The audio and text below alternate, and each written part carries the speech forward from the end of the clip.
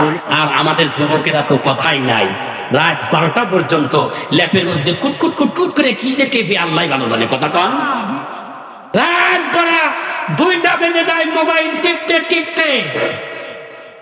বাপ চাচারা বলে গেটা বিয়ে করবে না, কয় আব্বা ডাক্তার দেখান লাগবে। তোমার বিয়ে করা হচ্ছে ডাক্তার দেখাতে হবে কেন? কথা কন, কয় আব্বা কাজ পাতে কিছুই নাই আব্বা, আমাকে বিয়ে করাবেন, আগে ডাক্তার দেখান। কথা বলেন, এর কারণ হলো রাত ভরা 2টা পর্যন্ত মোবাইল তুমি ল্যাপের মধ্যে দেখছো। কি দেখো না দেখো আল্লাহ ভালো জানে। কথা বলেন ঠিক কিনা? কি দেখে আপনারা বোঝেন না? সরাসরি অ্যাকশন শুরু হয়, ওইটা দেখলে কারো পাশ পাতি ঠিক থাকবে? কথা কন, মন খারাপ করতেছে? আপনার যারা যুবক ছেলেরা আছে মেয়েরা আছে তাদের কাছ থেকে মোবাইল কেড়ে নেবেন, কেড়ে নেবেন।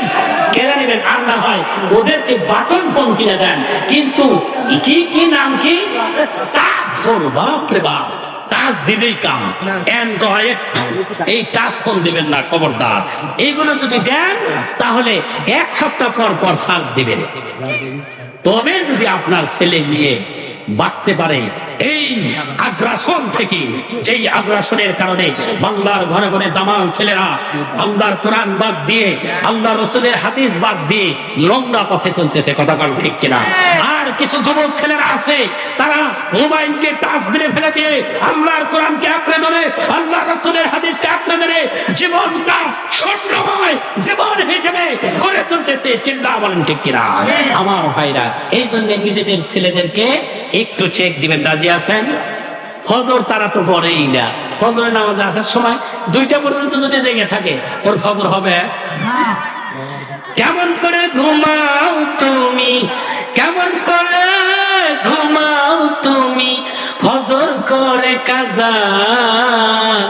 এমন তো হতে পারে জোহরে জানাজা তোমার, এমন তো হতে পারে জোহরে জানাজা। কথা কোন ঠিক না? মুসলিম হয় না জন্মিলে মুসলমানের ঘরে, কাফের মুমিন তো পাতা হয় সালাতের উপরে।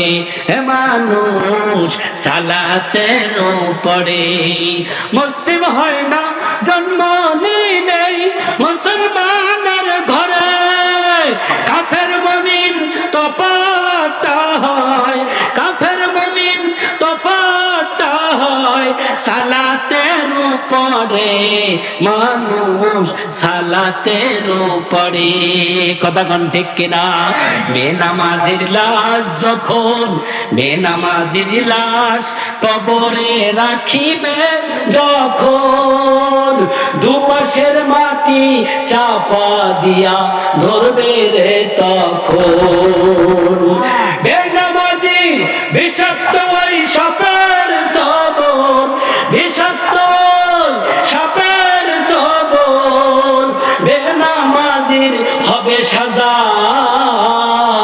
এমন তো হতে পারে জোহরে জানাজা তোমার, এমন তো হতে পারে জোহরে জানাজা। কথা বলেন ঠিক কিনা? এই জন্য আমার ভাইরা নামাজ কাজা করা যাবে না। আমার আম্মা জানেরা নামাজ পড়তে হবে, রোজা রাখতে হবে, আর স্বামীর খিদমত করতে হবে, আর আপনার পর্দায় থাকতে হবে। এই 4টা কাজ করলে আপনি জান্নাতের যেই দরজা দিয়া ইচ্ছা জান্নাতের মধ্যে ঢুকে যাবেন। চিল্লা বলেন না সুবহানাল্লাহ।